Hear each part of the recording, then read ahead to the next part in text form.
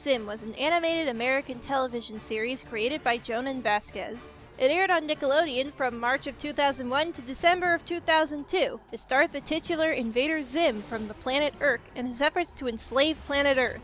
It's received critical acclaim over the years and has an almost cult-like status, but despite the show's popularity and numerous awards, it only ran for just under 2 years. This can be attributed to a decline in ratings and budgetary issues.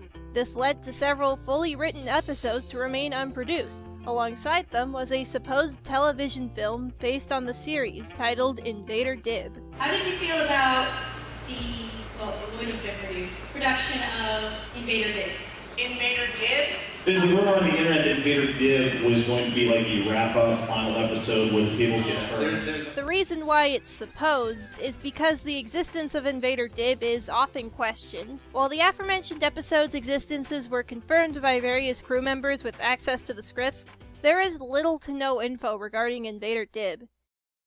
In contrast, the cast did an entire unofficial group reading of scrapped episodes at INVADERCON, a convention hosted by Wasabi Anime in celebration of Zim's 10-year anniversary. One of these readings was animated by a team of dedicated fans under the moniker of SOAPYWAFFLES. While these episodes have scripts, concept art, character designs, and so on to confirm their existence, when it comes to Invader Dib, we don't really have any of that.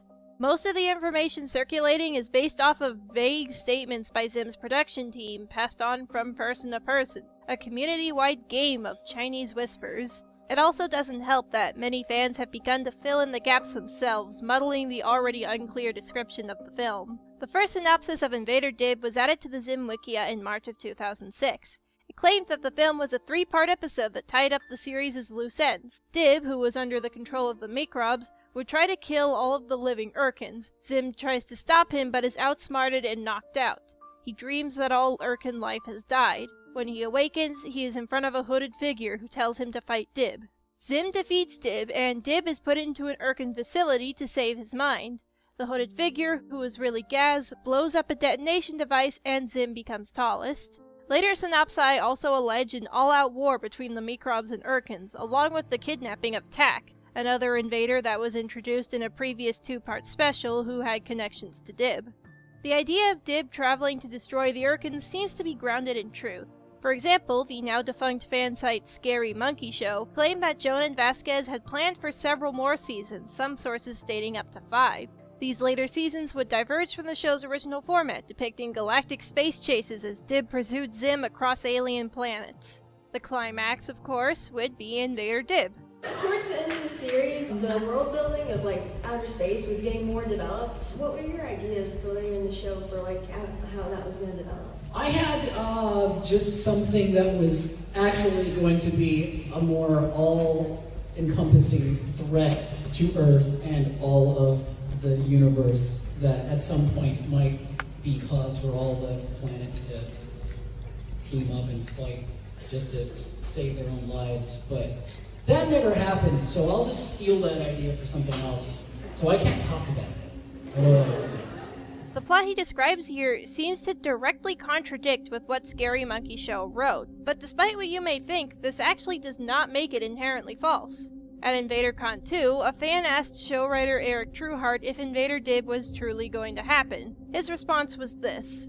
What was going to happen in the series finale, Invader Dib? Here's the answer to what was going to happen in the climax of Invader Zim, which it has been rumored that Dib was going to invade Zim's homeworld of Earth. The answer is nobody knows. Because Johan had plans, and as you all know, Johan has plans, and then he thinks about them for a while, and then he gets better plans. So he thinks about those, he says, no, I've changed my plan, this plan is even better.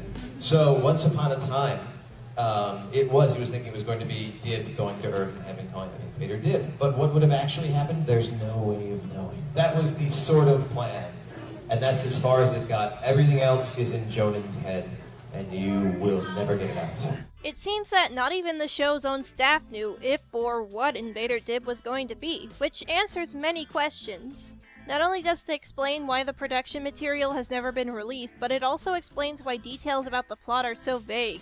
It was simply Johan spitballing ideas. The Scary Monkey Show site even clarifies that if Zim hadn't been cancelled, it likely still would have never been made due to being an extremely underdeveloped concept. So we can answer the question. Had Invader Zim never been cancelled, would the supposed Invader Dib still have been made? It's possible, but unlikely to be what fans speculated. Jonan's remarks at InvaderCon 2 hint toward the idea of being ultimately expanded in a fashion similar to how Eric predicted. With rumors of a supposed Invader Zim film being in the works becoming relevant again, it's very well possible that Jonan's idea of an all-encompassing threat against the universe may be realized instead of popularized Invader Dib. Yes, that's a legend. It will never be.